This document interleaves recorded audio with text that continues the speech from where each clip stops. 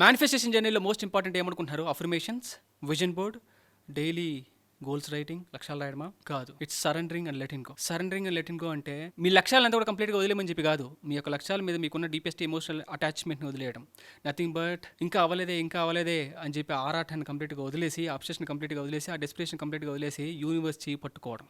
చూడండి, మీకు మీ యొక్క అత్యున్నత మంచి కోసం ఉపయోగపడని ఆ పాస్ట్ ప్యాటర్న్స్ అండ్ ఆల్సో మీకు కావాల్సినంత కూడా అట్రాక్ట్ చేయకుండా ఆపే ఆ పాస్ట్ ప్రోగ్రామ్స్ అంతా కూడా కంప్లీట్గా వదిలేయకపోతే, మీకు ఉపయోగపడిన ఆ బిలీఫ్స్ అంతా కూడా కంప్లీట్గా వదిలేకపోతే యూనివర్స్ మీకు కావాల్సింది ఎలా ఇవ్వగలదు? చూడండి, మీ యొక్క హైయెస్ట్ గుడ్ కోసం మీకు ఉపయోగపడిన ఆ జాబ్ని మీరు వదిలేకపోతే, మీకు అర్హత కలిగిన జాబ్ని యూనివర్స్ మీకు ఎలా ఇవ్వగలదు? అండ్ ఆల్సో మీకు ప్రాధాన్యత ఇవ్వని మనిషిని మీరు వదలకపోతే, మీ సోల్మేట్ని మీకు యూనివర్స్ ఎలా మీకు ఇవ్వగలదు? సో యూనివర్స్ ఒకటి అడుగుతుందంటే దానికి అర్థం ఏంటో తెలుసా? యూనివర్స్ మిమ్మల్ని ఒకటి వదిలేయమని చెప్పి అడుగుతుందంటే దానికి అర్థం ఏంటో తెలుసా?